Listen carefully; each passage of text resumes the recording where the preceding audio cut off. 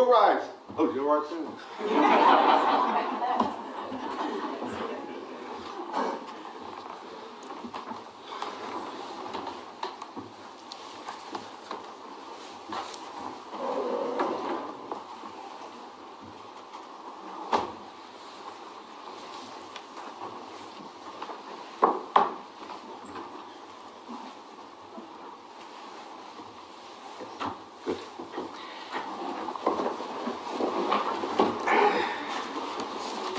In the matter of a special sitting of the Supreme Court, ceremonial throne bow to the Honorable Chief Justice Norinda K. Harvey, this 8th day of December 2023. Yes, welcome everyone to this special sitting of the Supreme Court.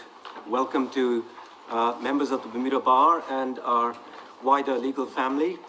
Special welcome to Her Excellency the Governor, the U.S. Consul General, Ms. Karen Gissett, the Honorable Scott Pearman, the Shadow Attorney General, Senator Joan Dillis-Wright, Senator Kieran Bell, Justice of Appeal, Honorable Jeffrey Bell, on my right, former Chief Justice Dr. Ian Caveley, who is sitting in the jury box, and members of the Judicial and Legal Services Committee, and in particular, Ms. Arlene Brock and Mr. James Jardine. So, without further ado, I'll call upon Mr. Melvin Douglas, the Solicitor General.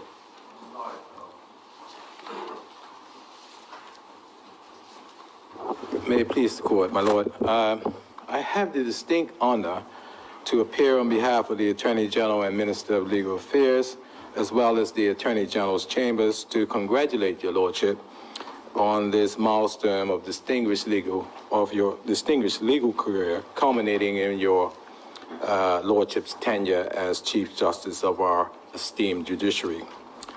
During this this year's Christmas party of the Bermuda Bar Association, I had the opportunity to hear your lordship reminisce on your tenure as Chief Justice, highlighting some of the judgments your lordship delivered which were of particular note. For the benefit of those who may not have heard or been in attendance, I just wish to highlight just two of those judgments, my lord, and I trust they will not run over the allotted time. Yes. I believe that these judgments, my lord, I'm sure there are many others, will endure as pivotal precedents shaping legal discourse and contributing significantly to the jurisprudential landscape of Bermuda. With your lordship's indulgence, I refer to the case of Albert Brewster and others against the Premier of Bermuda and the Minister of Health, Supreme Court, Civil Jurisdiction 2021, number 162. My lord, this case involved the determination of whether a mandatory quarantine breached the applicant's fundamental rights to freedom of movement under Section 11 of the Constitution. In applying the appropriate tests, your lordship demonstrated a keen understanding of the nuanced balance between public health considerations and individual liberties, conducting a thorough analysis to ascertain the appropriate proportionality of the mandatory quarantine measures. Your lordship's meticulous approach showcased invaluable commitment to ensuring a just and sound resolution, better equipping us to face such challenges for the foreseeable future. We're hoping it's not in any near future, hoping that we will never have to see such situations occur for the next 100 years, perhaps. The second case, my lord, I wish to draw to your attention is that of the Corporation of Hamilton and the Attorney General and the Governor of Bermuda, Supreme Court, Civil Jurisdiction 2019, number 92. There are very focal points of this case, my lord, which reflect the weight and complexity of the decision that your lordship was entrusted to make.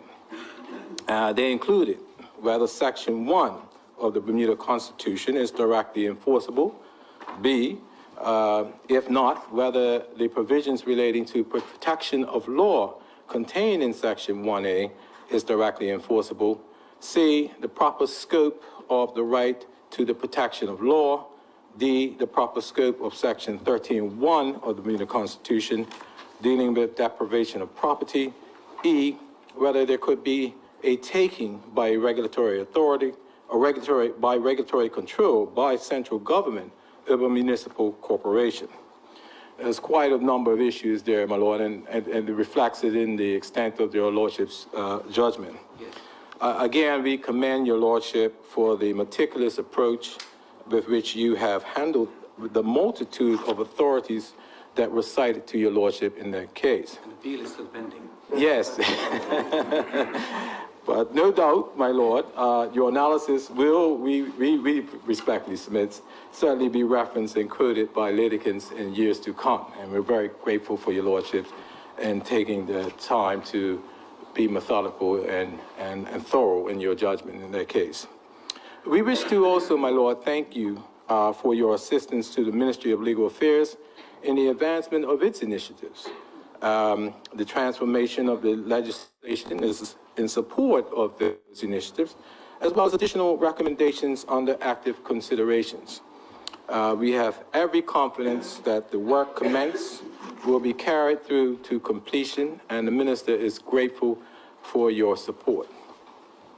As your lordship embarks on a well-deserved retirement, we extend on behalf of the Attorney General, Minister of Legal Affairs, all staff within Bermuda, and I might add the entire government, our deepest appreciation of your lordship's years of dedicated service as Chief Justice of Bermuda. May you enjoy a fulfilling retirement, knowing that your legacy will endure and continue to inspire those that follow in your lordship's footsteps. Thank you, my lord, for your service of devoted to justice and the rule of law. Much obliged, my lord. Thank you, Mr. Douglas. Mr. Alan Richards.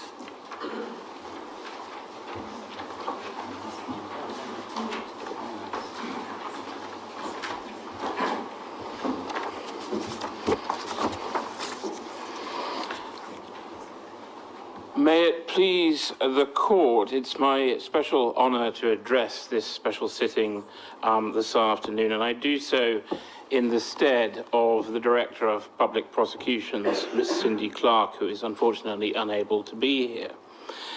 Forgive me, my lord, for being a little apprehensive in addressing you this afternoon, not only because of the presence of some very distinguished and learned horsehair in the room, but also because, as my lord, your former predecessor, Chief Justice Caverley, has occasion perhaps to recall, and Justice Mussenden never hesitates to remind me, I have a bad record for putting my foot in my mouth when addressing Chief Justices of Bermuda.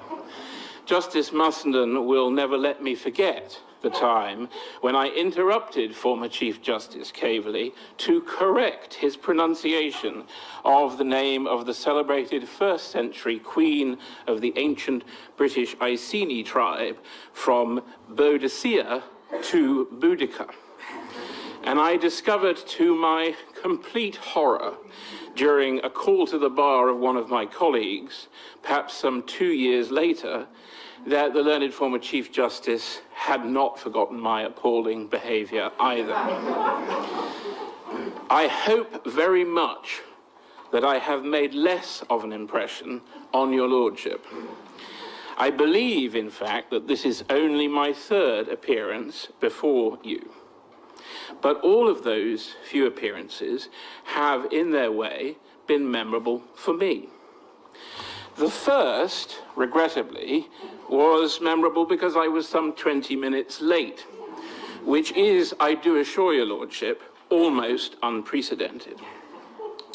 I dare say that your lordship was not too impressed. Your then clerk gave me to understand that a fulsome apology would be required, and I will admit to being more than a little apprehensive as you came onto the bench. As I remember it, however, you were keen to get to the substance of the matter before you, and not quite so interested in my long and no doubt tedious explanation of how I had managed to get myself locked out of the government's computer system. In due course, that matter resulted in a judgment issuing a civil recovery order over funds which the respondent had previously been acquitted of laundering in criminal proceedings. I recall hotly debating the propriety of such an outcome with now Justice Mussenden before he ascended to the bench. And although I would never dream of suggesting that his lordship was wrong, I am pleased to have been more right than he was. My second appearance before your lordship was more substantial, and it resulted in one of a trio of judgments in which you had occasion to consider the constitutional independence of the Office of the Director of Public Prosecutions and the limited powers of the courts to review her decisions. As a prosecutor, I am much more familiar with arguing that a legislative or executive action was constitutional than the reverse. But on that occasion, it was necessary for the court to consider whether a statutory requirement for the court's leave to bring proceedings in certain circumstances could properly apply to a criminal prosecution brought by the DPP. To the extent that the relevant act of the legislature appeared to require leave in those circumstances, your lordship accepted our submission that it was unconstitutional, and that determination was in due course upheld on appeal. Your lordship needs no feedback from me, but during that hearing, you exhibited all the qualities that practitioners most admire in those they appear before.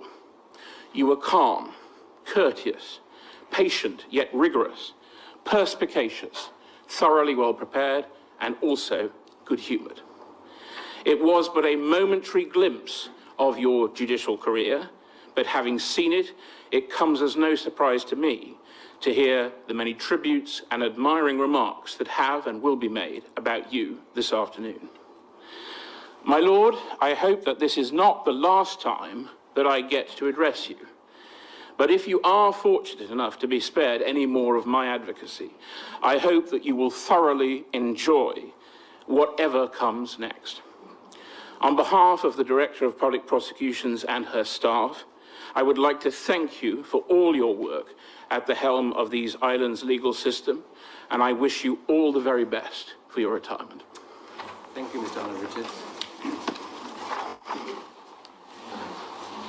The Shadow Attorney General, Mr. Scott Bierman.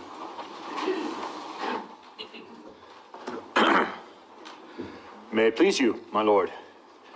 Retirements of Chief Justices are moments for both solemnity and subject always to the indulgence of the judge, levity, I hope. I will seek that indulgence. Firstly, the solemnity. I appear before you today on my capacity as Shadow Attorney General on behalf of His Majesty's loyal opposition in Parliament. And so on behalf of the opposition and on behalf of my parliamentary colleagues, I formally thank you for your service to this island. Giving service to this island in the role that you have done is never an easy job, and we do thank you for that service. And now, if I may, my lord, perhaps to the levity, and before I do, I remind myself of some guidance that was given to me when I was a young barrister, which is when you're in court, it's always best to leave the jokes to the judge, because barristers' jokes could fall rather flat, and so I will tread delicately if I may. The only other time I've appeared at a special sitting, my lord, I took the decision to embark on a course for the retiring judge of asking the court staff for any stories about the judge, and I was given some. I had to actually exclude most, if not all of them, for fear of getting into trouble. And as I'm quite fond of tradition, I did the same thing again and inquired of the court staff for any stories that I might be able to share today with you and with the courtroom. And I'm pleased to say that at least one is certainly able to be told, and I found it rather amusing, and that is that one of the members of staff said that she remembered you so well when you became a judge because she had thought of you fondly as a barrister in your days at the court. And I said, why was that you'd remembered him so well? Was it you sat in the courtroom with him? No. It was when he was in his sharp, dark suit and his sharp, dark tie and his dark glasses on his bike. He looked rather like James Bond, she said.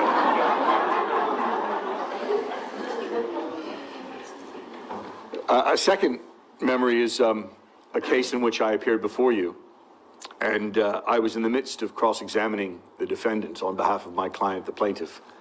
And you looked at me, you said, Mr. Pearman, do you mind? No, my lord, I said, and sat down. And you proceeded to cross-examine him yourself. Now, some barristers may take that badly. I did not.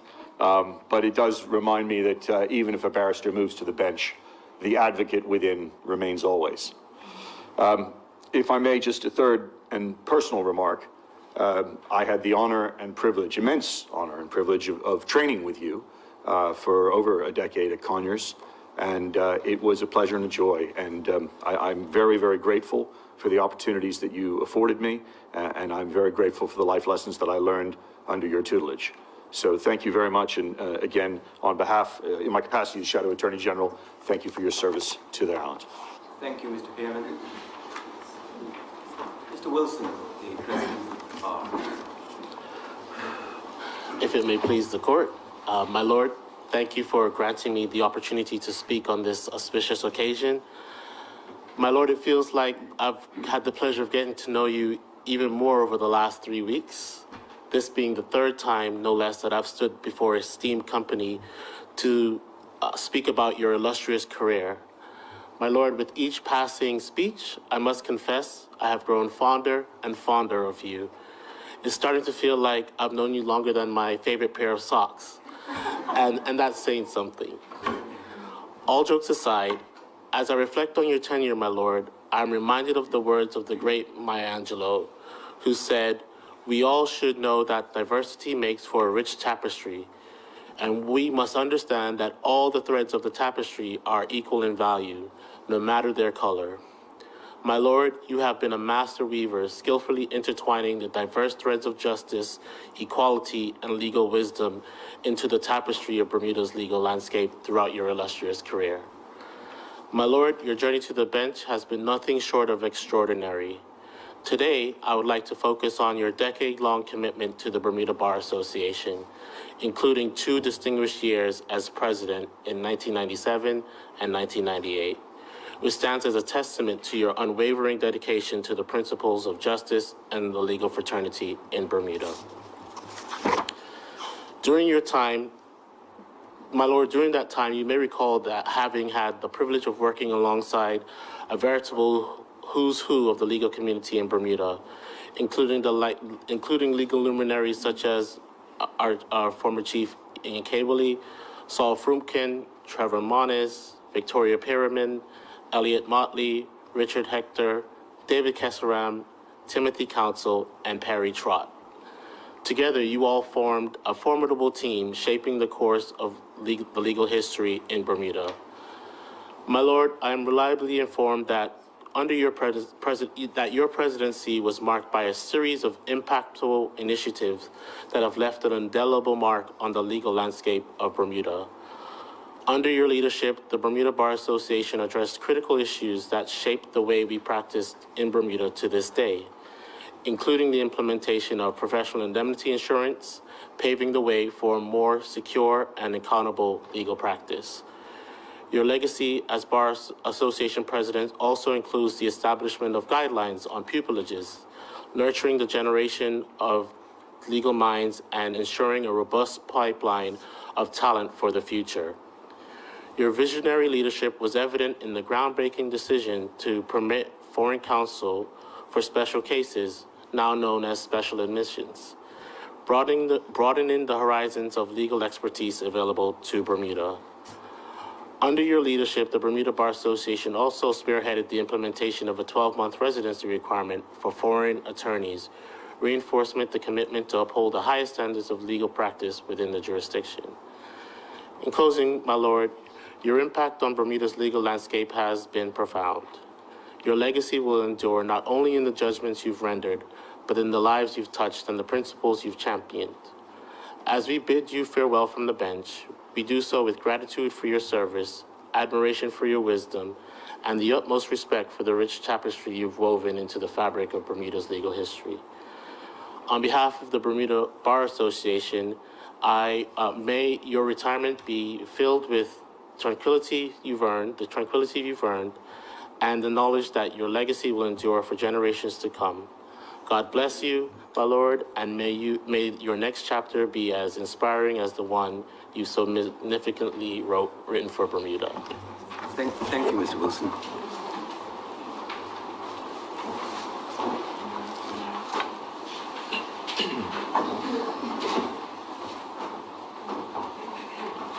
Yes, Mr. Robinson. Thank you, my Lord. Like my colleagues assembled here today, it is indeed a distinct honour to address the court on this special sitting to mark your retirement as Chief Justice.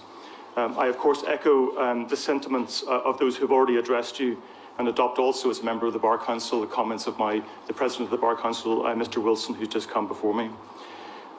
It's been my honour to appear before you on many occasions, and I'm sure my colleagues will all agree that you've been unfailingly polite and intellectually challenging, an excellent combination from the point of view of any advocate, I would hope.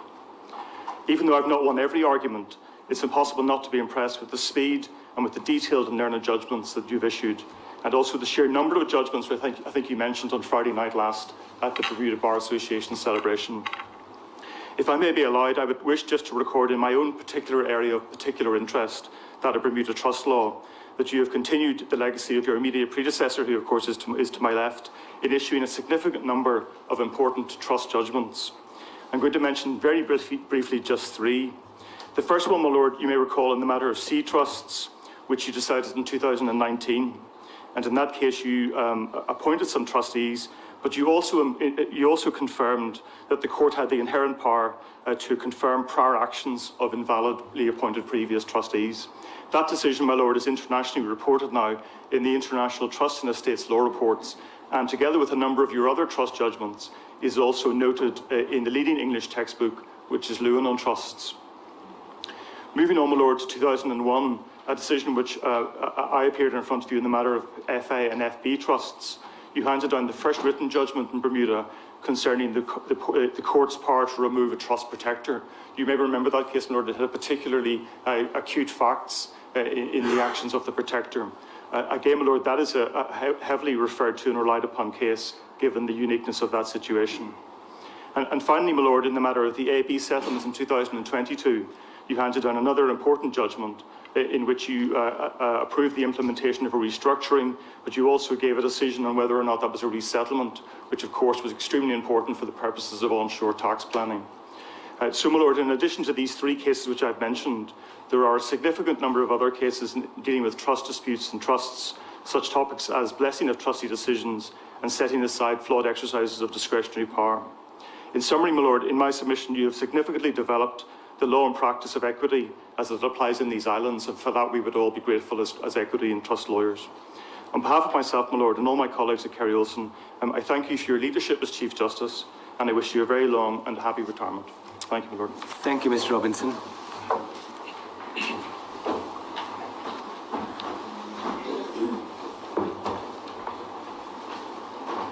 Mr. Lucy, who's been given extended time to 15 minutes. I was, my lord. I noticed on the program, however, it's been shortened to 5. Yes. So I'll do my best to truncate. Good afternoon, my lords, my ladies. My lord, when you left Conyers and were appointed as Chief Justice, I think you were so keen to create separation from the firm that you declined the traditional retirement party. And it seems you're getting your fill this week. There's no going back. Yeah. Well, it falls to me in my role at Conyers to normally to speak at retirement parties. And I've made it a practice to dig out the retiring partner's employment file and select a few choice anecdotes around which to formulate my remarks. In preparing for this special sitting, I had your lordship's file pulled from the Conyers archives. I have to say, the file was disappointingly thin. There was nothing which would form the basis of an effective roast or humor or anything that I could really use. You were squeaky clean, it seems, unless the former chairman had the file purged before he left. But really, this comes as no surprise and would come probably is no surprise to anyone in this room who knows you, my lord. You have had an impeccable career. And what the file did contain was a resume dated 8th of September 1982, which was over 41 years ago. And it recorded that you had moved to Bermuda in 1979 and were with Julian Hall and Partners, and then Messrs. Kesseram and Co. before you came to Conyers. And in your appointment, you were appointed as an associate in May of 1983, and in April 1987, you became a partner of the firm. And I joined the firm in 1993, and by then you were head of the litigation team and sat on the firm's management committee. And you served in that capacity and were subsequently appointed co-chair of the firm along with David Lamb in 2012. When I joined the firm, Conyers was a much smaller place. It was nevertheless extremely busy, and you, along with Robin Mayer and Jeffrey Elkinson, had the disputes practice well on its way to becoming a leading disputes team on the island. As a leader, my lord, you always made yourself available to mentor and teach me and many other wide-eyed young pupils and juniors along the way, and would frequently provide us with extempore lectures on any legal topic. You were the first person to tell me that commercial advocacy is 90% preparation and 10% advocacy. And you, of course, did not just apply that to advocacy, but literally everything that you did. You were never unprepared. It was somewhat frustrating because you couldn't get one over on you at all. Mr. Hargan and my lord, you and I once appeared in the Court of Appeal before the late Justice of Appeal, Sir James Astwood. And after hearing the respondents' submissions, Sir James turned to our side and said, "Let's see what Hargan has to say in reply." And then, "Are you ready?" Hargan's always a ready chap. And of course, you were. You were a man of rigorous routine, arriving promptly at 7:45 every morning. Your longtime assistant, Gloria Malpas, reminded me that for lunch, your go-to was generally the same: soup from the hickory stick and a cheese and tomato sandwich, and in her words, with nothing else on it, every day. Can you believe that? While a formidable and intimidating advocate, as a leader, you were always accessible and always generous with your time. No matter how busy you are, you would allow yourself to be interrupted and listen to and assist and advise on the latest issue confronting the junior members of your team. Any senior lawyer will know that this requires patience and a level of empathy and time which busy lawyers do not have. But you are always gracious and most of all helpful. And it is critical to juniors to have such a person in their practicing lives, and so important for the culture of a law firm. In your judicial capacity, your habits did not change, although I haven't been able to confirm whether you still eat dry cheese and tomato sandwiches. Your unwavering commitment to upholding the principles of justice, fairness, and the rule of law has been an inspiration to us all. The caseload you have managed has been impressive. I counted that you have produced 107 written rulings, no doubt countless more that weren't written down.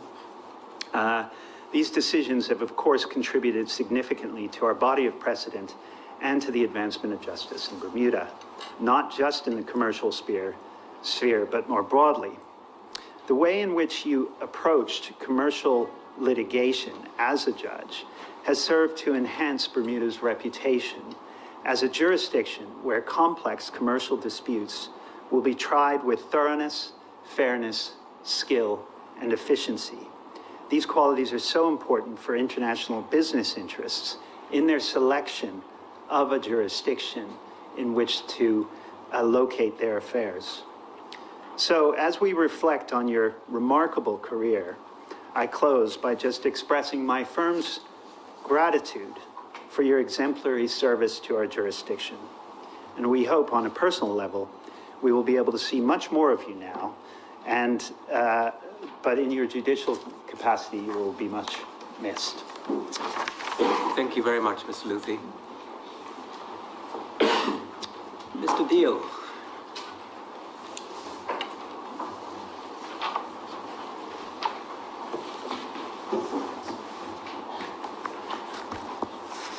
Good afternoon, my lord. Good afternoon. It may come as some consolation to my learned friend, Mr. Luthi, to learn, whilst his searches of your personnel file resulted in barren results, Google searches do likewise when one is looking for amusing anecdotes about your lordship. But it's both a pleasure and an honor for me to be asked to address you, to rise and address you on this occasion. By contrast, I recall the last couple of hearings when I appeared before your lordship, provisional liquidators of various companies, and being suggested by your lordship very honest, as the matter before the court did not concern my clients. The last occasion was only some 7 days ago, when you said, and I quote from right at the very beginning, with a mixture of some amusement in your voice, "Mr. Deal, you are in the front row," by which you clearly meant the question, why on earth aren't you in the back row? This tiny exchange exemplifies how your lordship conducts its court, with discretion, and if I may say, with a wickedly dry sense of humor. You then went on to listen to the various complaints in the matter, both from myself and others, and proceeded to deal with them all in a simple, sensible, and cost-effective manner. The aforementioned, if I may say so, my lord, demonstrates your lordship's manner of dealing with cases sensibly, decisively, matter-of-factly, and practically. Such ability, in my respectful submission, is no doubt derived from your lordship's extensive experience before your lordship. I think my maths was correct in this. If not, I'm going to blame the internet. 35 years before your lordship acceded to the bench. So you were 35 years at the bar, head of the largest firm on the island. Your lordship is named regularly in the Chamber's publication and was also numerously referred to as one of the, quote, go-to attorneys in issues of commercial disputes. In relation to that brief Google search that I did do, one thing I did find that surprised me, and I say this as a member of Lincoln's Inn, is that your lordship is, as I understand it, an honorary bencher of Gray's Inn. They were the first one to ask me. Pardon me, Lord? Yes. At any event, Lord, an accomplishment, if I may respectfully say, of singular distinction, even though it is Gray's Inn.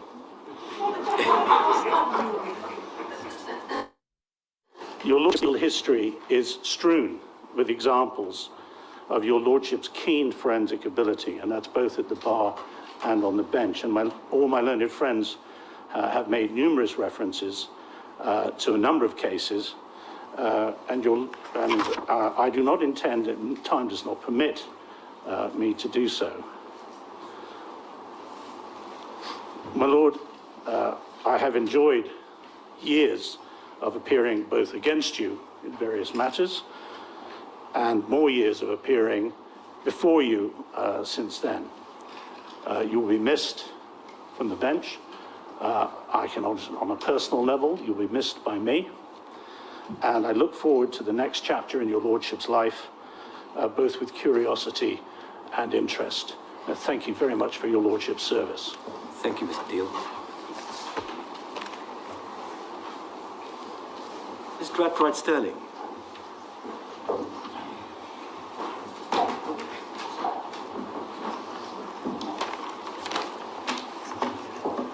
My Lord,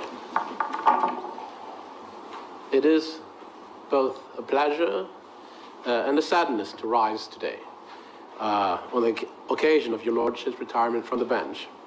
A privilege, of course, to speak and to associate myself with your Lordship's long career.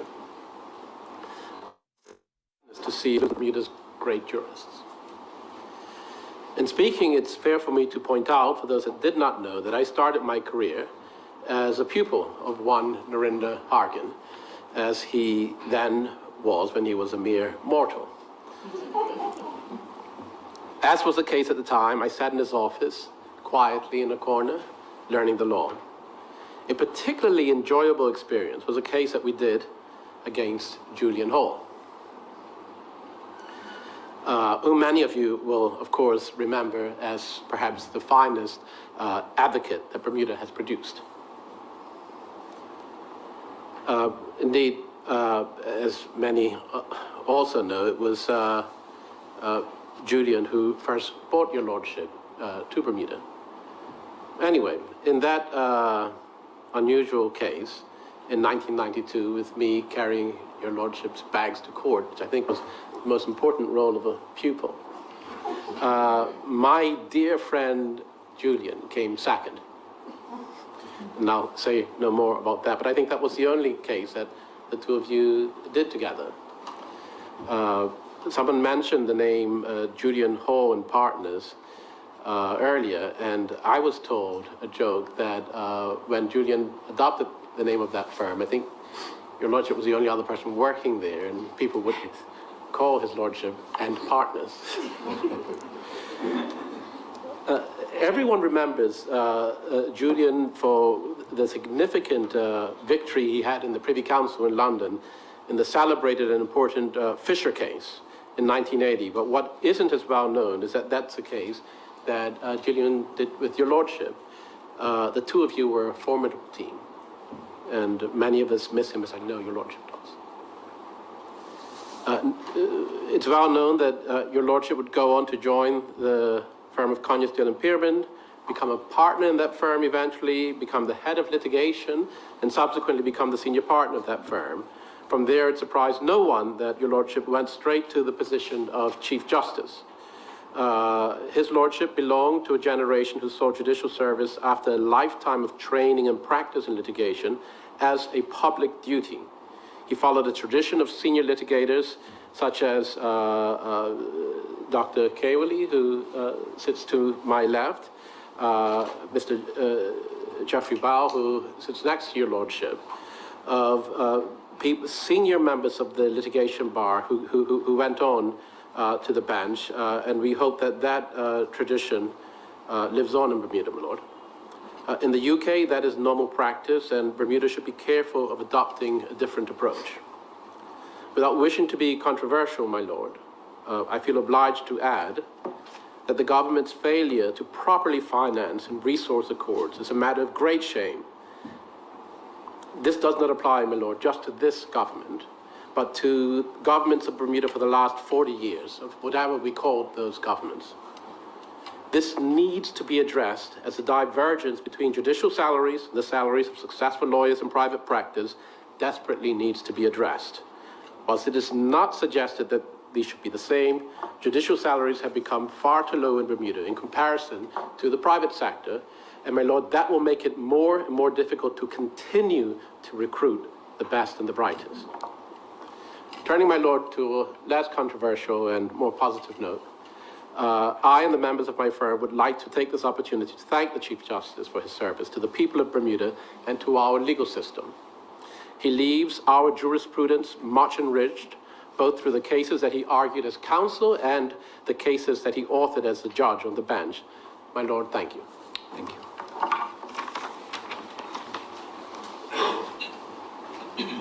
Mr. Pettingill.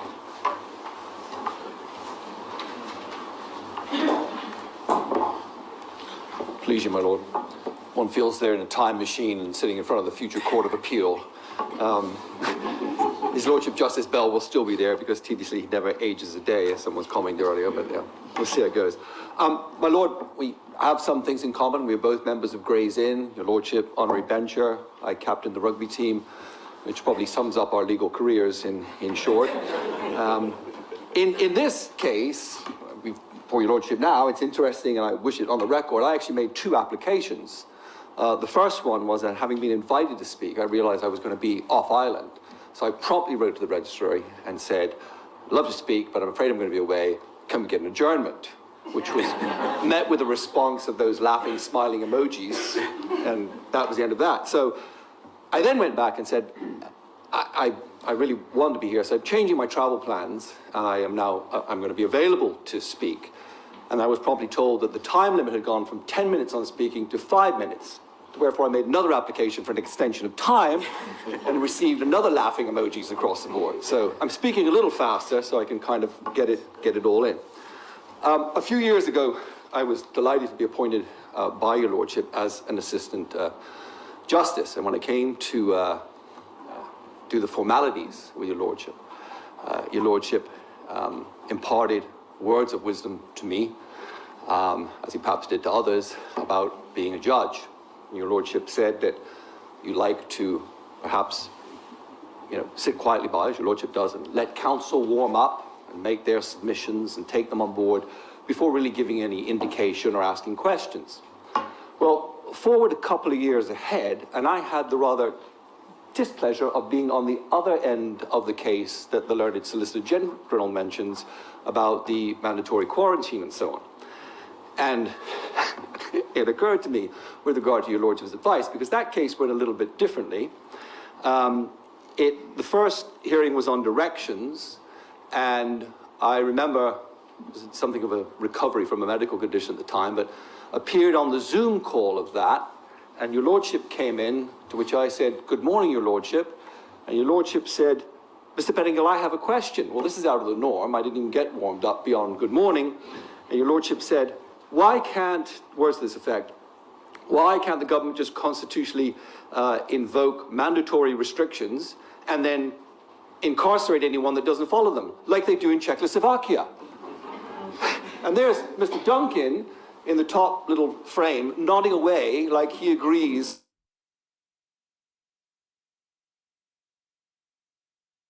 what they're doing in Czechoslovakia. Give an indication this is rather uphill at this point, and indeed it was. I know that very learned judgment, which the Solicitor General commented on, there was actually no mention of the word Czechoslovakia in that, but one can understand. But I noted that at the time with interest. I also had the pleasure of, a couple of years ago, Your Lordship entrusted his son to me as a legal student.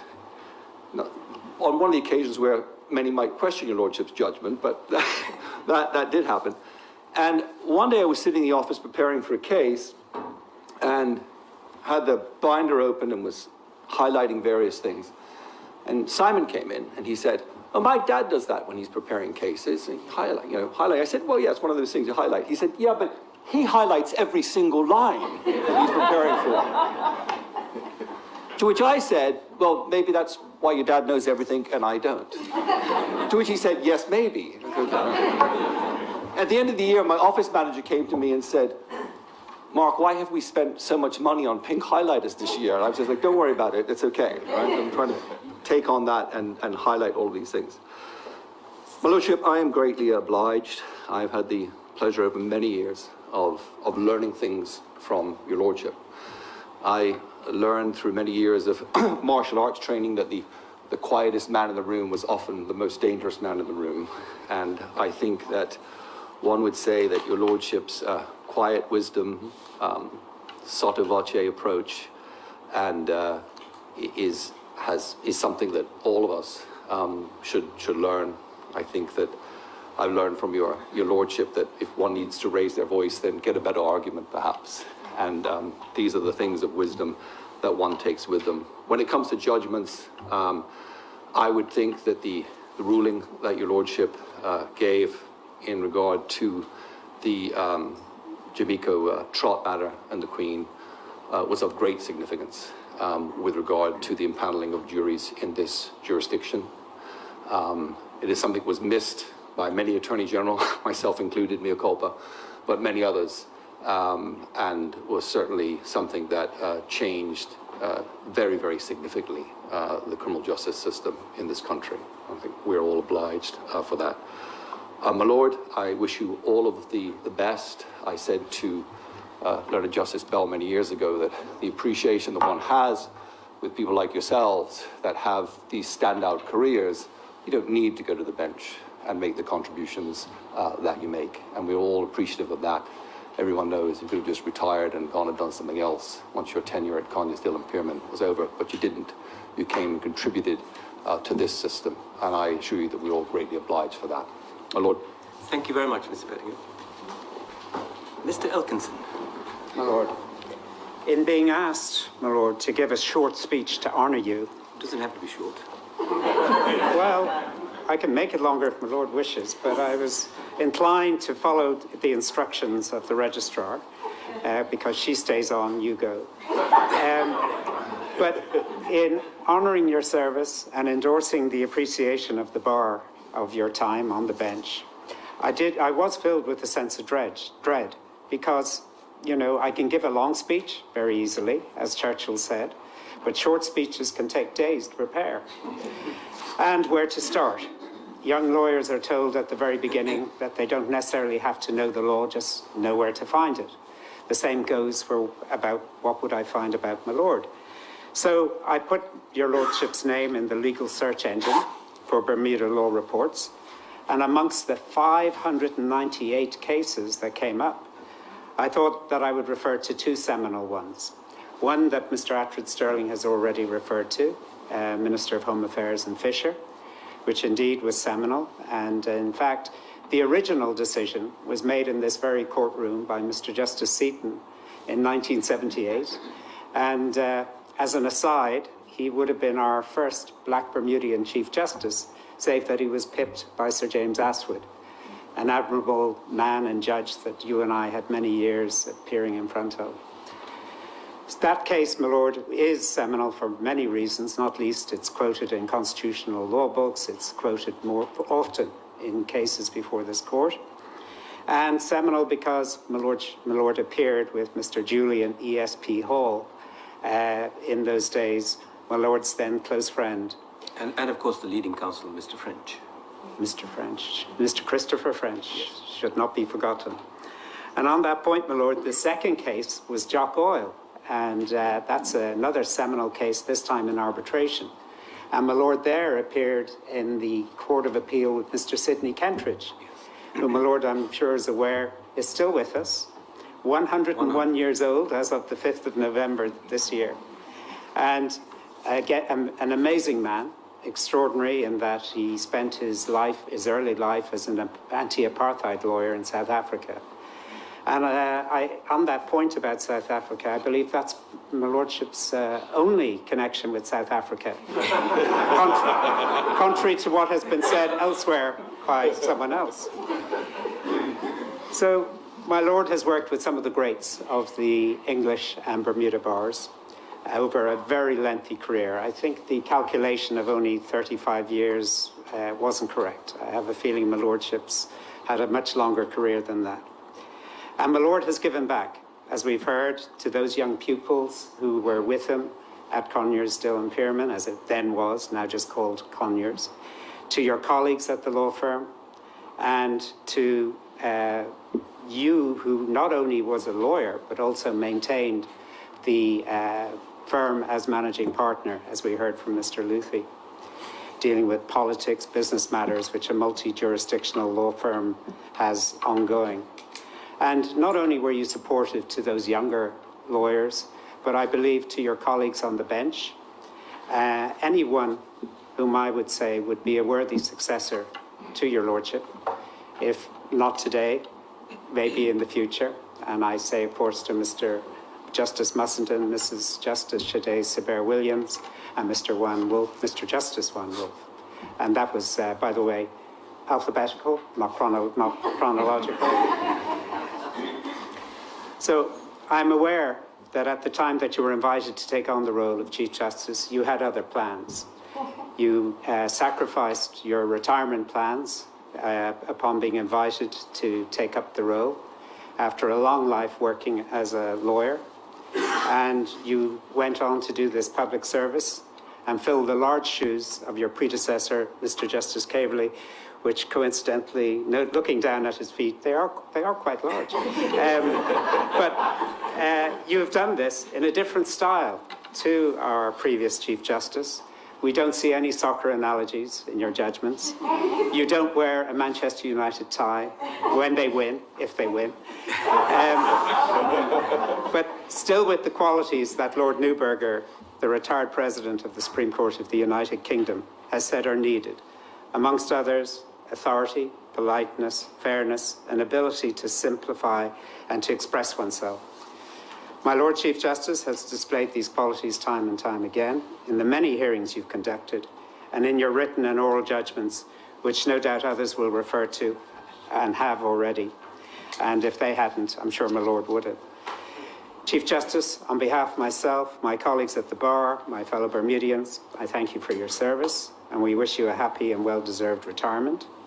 In closing, I want to say that I believe that I've followed what I'm sure is the correct advice for a short speech. Be sincere, which I really am. Be brief, which I think I have been. And be seated, which I'm now doing. Thank you very much, Mr. Lawrenson. Now I'm going to call upon Justice Mussenden to say a few words. Yes. May it please your Lordship. Yes. Chief Justice. It's a huge pleasure on behalf of the Judiciary and the Magistracy to make some short remarks on the occasion of the retirement of Chief Justice Hargan today. Since his appointment as Chief Justice, he has led the bench, which has consisted over time of 6 puisne judges, 6 magistrates, 1 registrar, several assistant registrars, several assistant justices, along with a staff of approximately 60 people. Now, regular times for the court system were busy enough for everyone. However, during the COVID pandemic, the Chief Justice led the effort along with the judges, magistrates, registrars, and court staff to work with the government and the bar to ensure that judicial services could still be provided.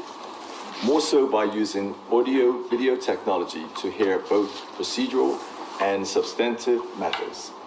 And that process is still in use today as we move forward. More recently, during the cyber attack on government IT systems, the same efforts were expended to ensure continuity of judicial services. The learned registrar has remarked that you have inspired her, and that there were many turbulent times where your calm, reasoned, and level-headed demeanor was the only way that she was able to make it through a day. She added that she would miss being able to call upon you in your office or at the ranch. I believe that's somewhere in Warwick. Yes.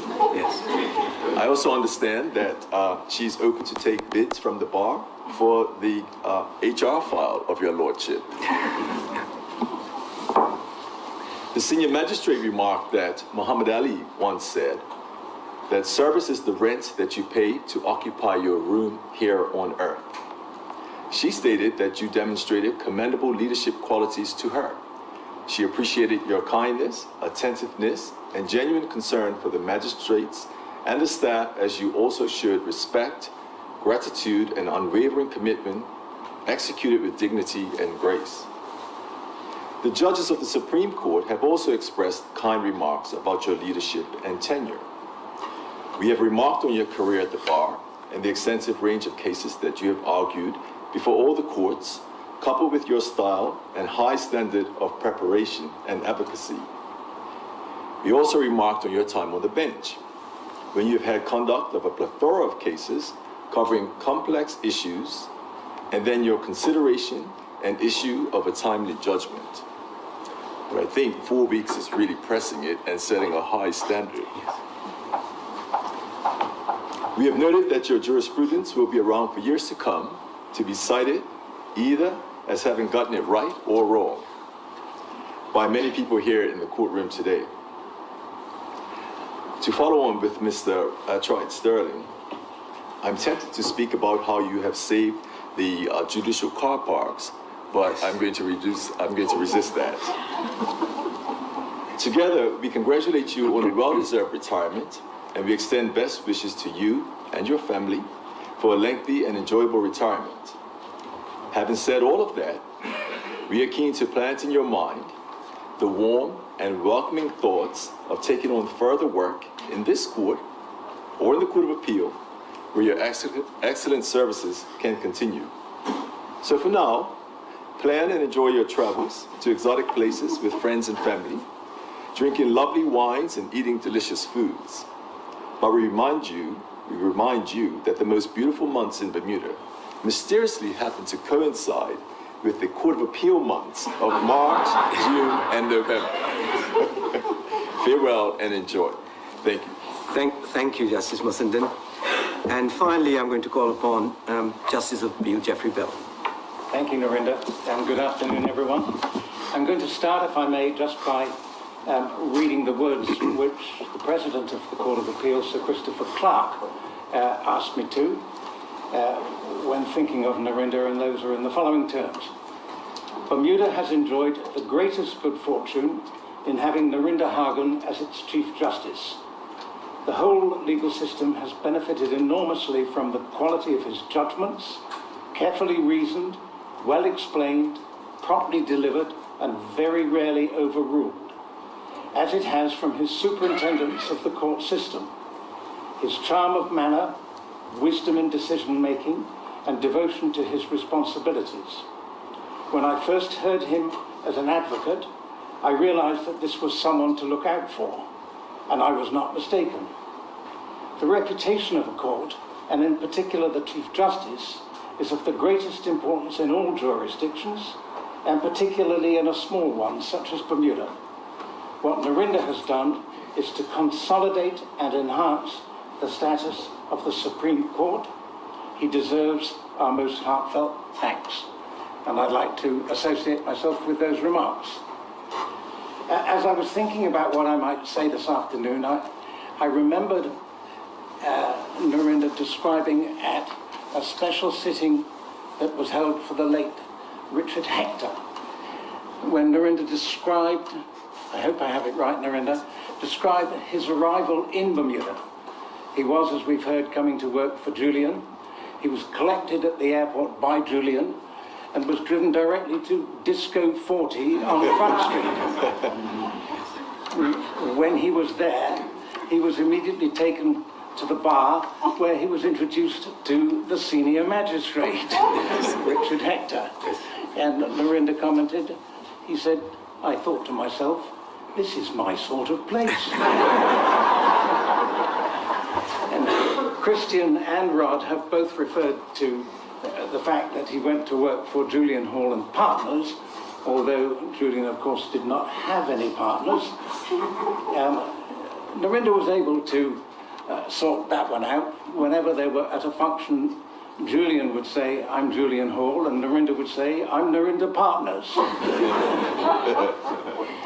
But after that experience, Narinda, of course, joined Conyers at a time when he and I were fortunate enough, I being at Appleby, he being at Conyers, to get the meat, I think it's fair to say, of the commercial cases that came to Bermuda. If you went and asked a lawyer in New York or London who you should instruct, you were often told that you should instruct Conyers, Dillon Pearman or Appleby, Sperling and Kemp. And we were the beneficiaries of that, and it naturally led to a number of instances in which we were crossing swords, and in the way of these things, I won some and Narinda won some. Now, I'm not going to talk about the ones that Narinda won, but I will make a reference to one of the ones that I won. Because it finished up in the Privy Council, and it was a case taken by the Warwick Hotel Company Limited against my clients, Bermuda Gas and Utility. The Warwick Hotel Company ran the Inverary Hotel, and as part of its kitchen facility, it had a device called a deep fat fryer. the deep fat fryer stopped working, and those at the Warwick Hotel Company called my clients to repair it. The serviceman who went to attend at the hotel fixed it and then put it up to the top to test it. But he then went off to a side room to read his Royal Gazette while waiting for it to reach the required temperature. Unfortunately, it did that rather more quickly than he expected. The deep fat fryer burst into flames and the hotel burnt down. So that was the start of the Supreme Court, the Court of Appeal, and ultimately the Privy Council. I think it's fair to say that we were surprised to win at first instance, and I venture that Narinder might have been a little surprised to lose at first instance. We had an extremely good expert witness, who was a man who taught deep fat fryer repairmen how to do their job. And he had with him a cutout taken from the innards of a deep fat fryer. And I recall he was in the witness box over there, and Gerald Collett was the trial judge, and Gerald looked at him and said, "You're not going to start that thing up, are you?" He just said, "Afraid I am, Judge." And Gerald finished up by understanding how a deep fat fryer operated, and we duly won the case. It went to appeal, and in the Court of Appeal, Narinder won, but I had a very good dissenting judgment from the President of the Court of Appeal, Sir Alistair Blair Carr. So at that point, the score was 2-2. We duly went to the Privy Council, where I was led by Gavin Lightman QC, who did a lot of work in Bermuda, and obviously Mr. Justice Lightman, whose judgments we all come across all the time. And Narinder was led by Igor Judge, later the Lord Chief Justice. Now, it was the summer, and it was really quite unusually warm in London, and so their lordships in the Privy Council had the windows open. It happened that the occasion of our sitting coincided with the visit to London of the President of Turkey. The President of Turkey was going down Whitehall in an open carriage past the entrance to Downing Street, and there were bands playing, crowds cheering, and it almost brought proceedings to a halt. The following day, there was a demonstration by a group of Greek Cypriots against the visit of the Turkish president. The windows were again open, and the shouts and jeers and boos came in through the open window, causing Igor to say, "My lords, I couldn't help but notice that when my learned friend Mr. Lightman spoke yesterday afternoon, he was greeted with cheers and trumpets. When I sought to address your lordships this afternoon, I was greeted with boos and cheers." And their lordship said, "Oh, Mr. Judge, yes, very droll." And we really got on. But that was, for me, a fantastic occasion, not least because I spent a long time on my feet, much longer than I had before or indeed thereafter. And Narinder was very gracious about the result. Yes. Of course, that was prior to his next role, that of taking over as Chief Justice, which I, for one, was extremely supportive of, encouraged Narinder to do it, and I think that particularly the quality of his judgments, as Sir Christopher referred to in his note, which I have in front of me, carefully reasoned, well explained, promptly delivered, and very rarely overruled. A judge is judged by his judgments, and Narinder's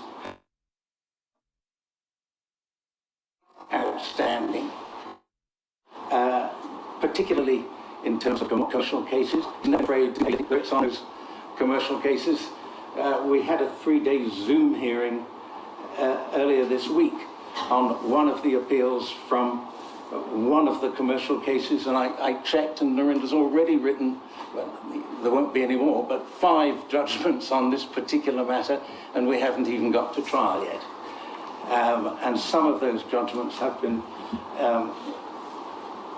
very lengthy, as they needed to be, and detailed works. One of the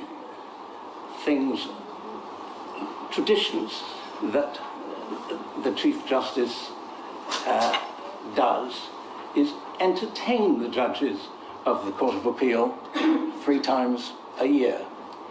And as one might expect, Narinda's ability as a host is second to none. So it would be remiss of me on this occasion not to recognize and thank Narinda for that, and also to thank Murray, who is always there on those occasions. They've been absolutely fantastic, and we're all very grateful for it. So I join everyone else in wishing you a long and happy retirement, and I add also my hopes that we will see you donning wig and gown in a different capacity at some future date. And thank you for your service. Thank you, Jeffrey. I will begin by thanking the speakers at this special sitting for their extremely generous and kind words about me. I'm certain that in a great many of them, the compliments are unwarranted, but I'll accept them all the same.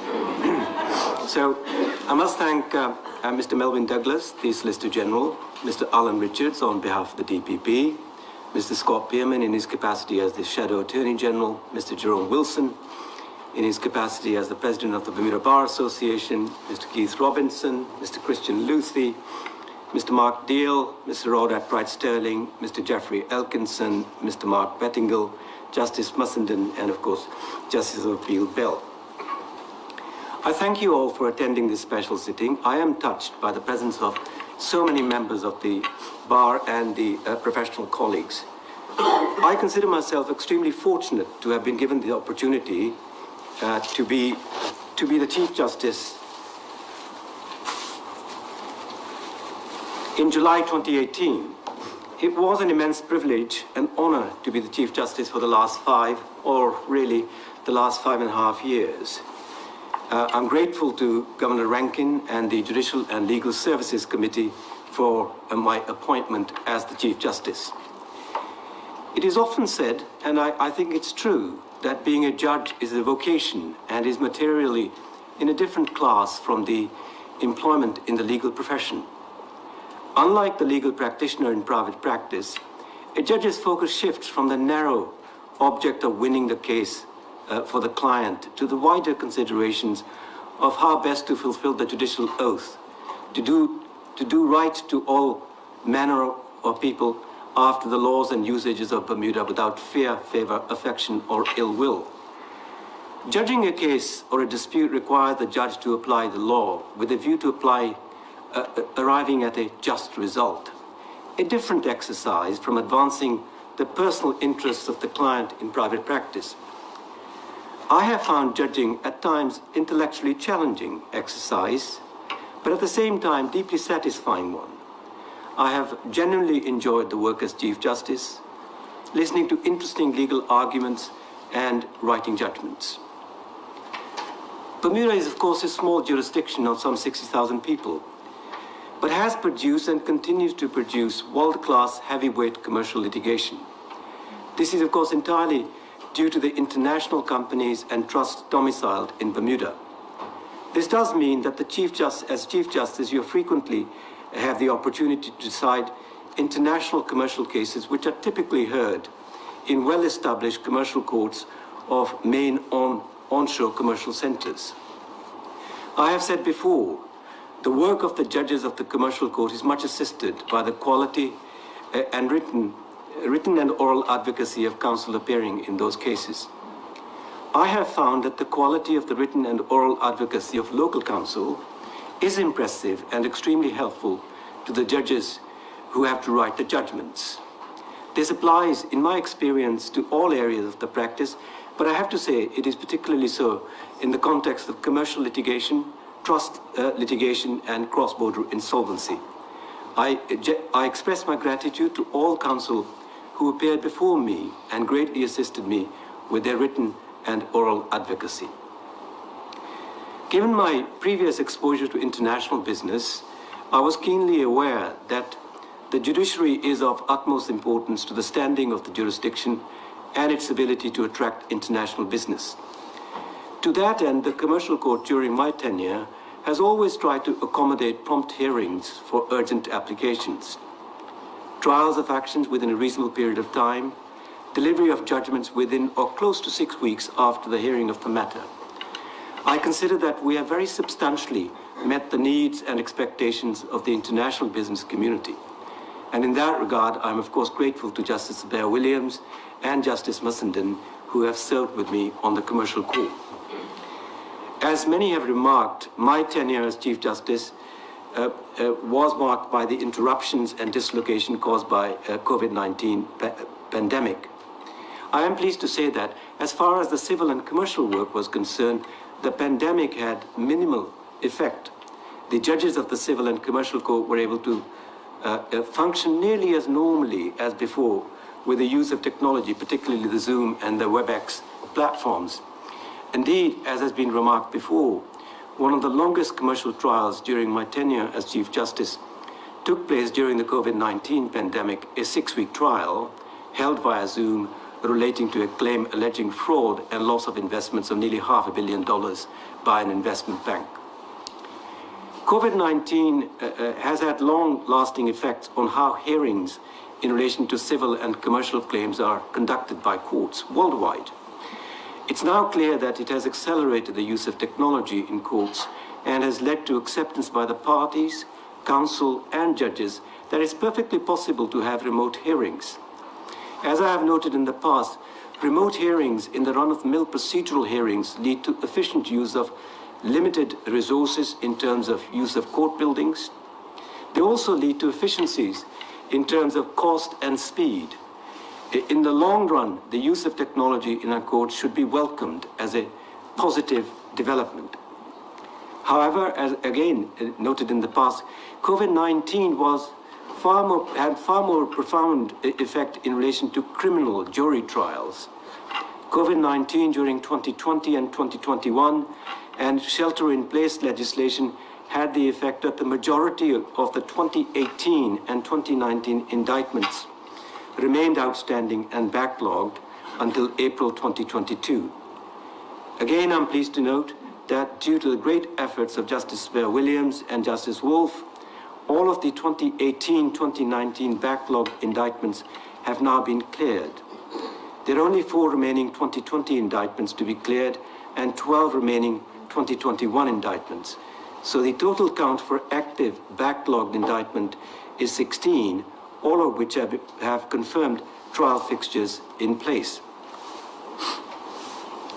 In my second annual report, I stated that our goal was to centralize all services provided by the judiciary, other than commercial courts, in one location.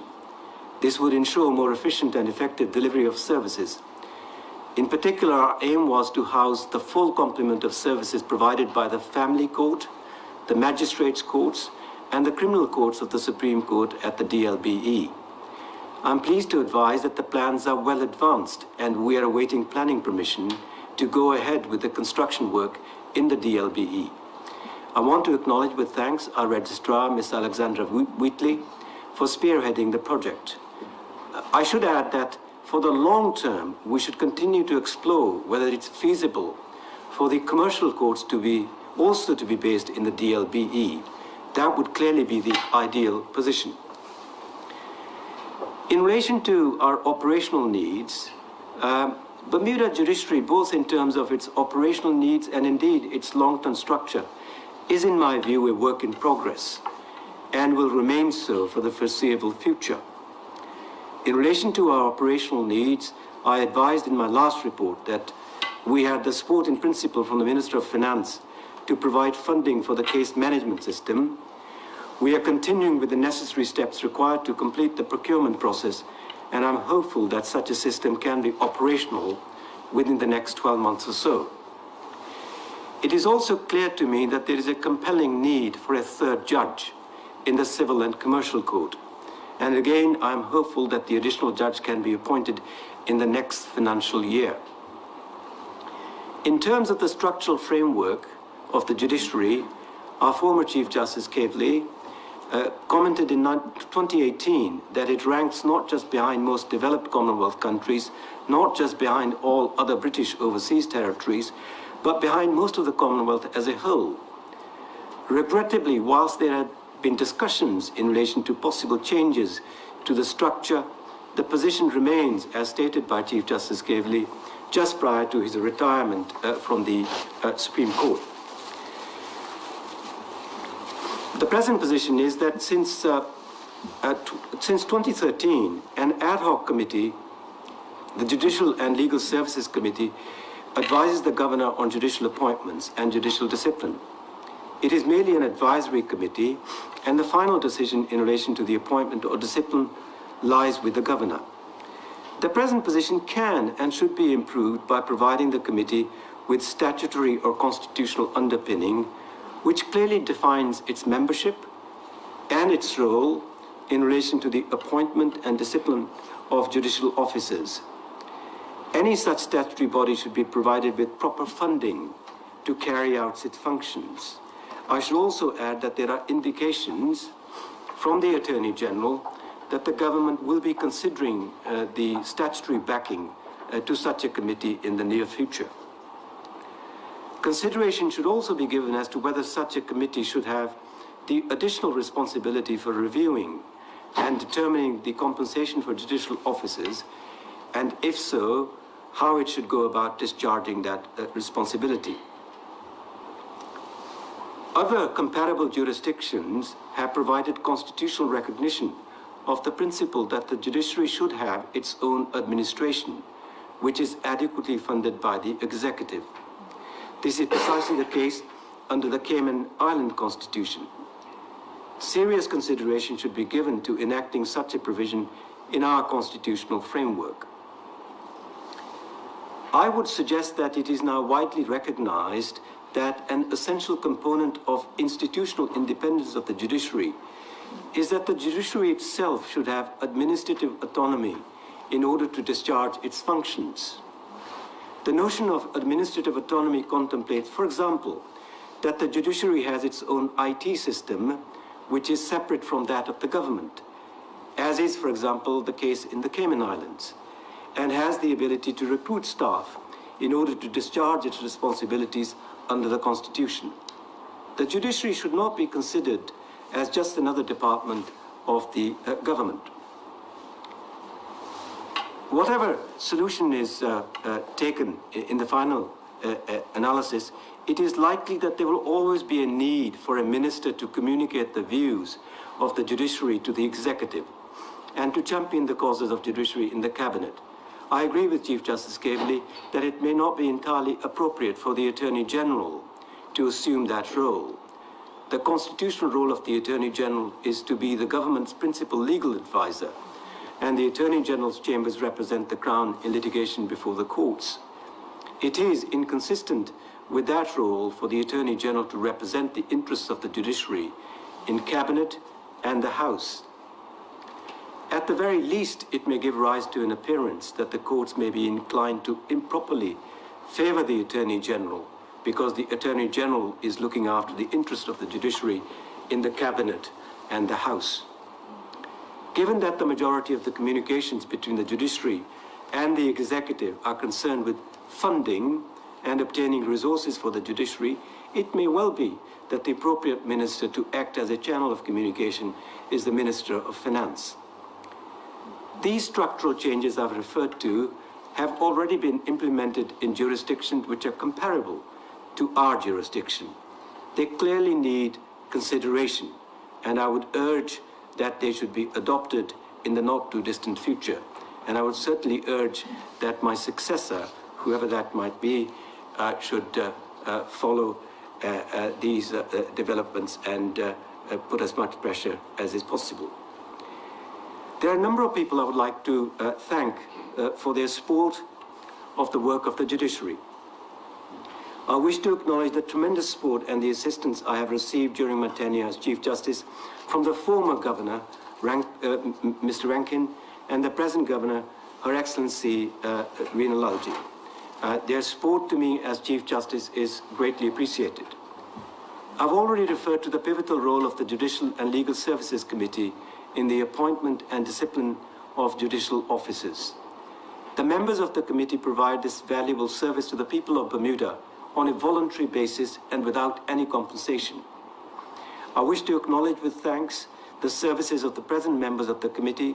They are Sir Christopher Clark as chairman, who is also, of course, the president of our Court of Appeal, Mr. David Jenkins, former Chief Justice of Prince Edward Island's Court of Appeal, Ms. Arlene Brock, Mr. Adrian Saunders, President of the Caribbean Court of Justice, Mr. James Jardine, and Mr. Jerome Wilson, of course, President of the Bermuda Bar Association. One person who rightly deserves a special mention and our gratitude is the former member of the committee, Ms. Martha Dismont, who tragically passed away earlier this year. Ms. Dismont was a wonderful person and a pleasure to work with. She brought the same passion and commitment to the work of the committee, which she displays for the rest of her voluntary work to improve the lives of the vulnerable and the disadvantaged in our community. During my tenure, given the increase in the volume of the civil and commercial work, we have relied more and more on Bermuda-based assistant justices who have provided their time and expertise for nominal compensation. I express my sincere thanks to each one of them for their work as assistant justices in the last 5 years. I also want to thank everyone who works in the judicial department, judges, Senior Magistrate Anderson and other magistrates, registrar, assistant registrars, managers, and all staff for their dedicated service for the last 5 years. I would like to single out Registrar Alexandra Wheatley for her sustained efforts to ensure that the Supreme Court Registry continues to function under tremendous caseload pressure and limited resources. I must also thank Justice Mussenden for compiling a book of my old photographs over the years and persuading all and sundries to say nice things about me. And I can imagine that this was a time-consuming exercise, so thank you very much, Justice Mussenden. So I end this short speech by once again expressing my profound gratitude for the opportunity to serve as the Chief Justice of the Supreme Court. It has been a great honor and a privilege to serve as the Chief Justice for the last 5 years. Thank you very much for attending, and this hearing stands adjourned.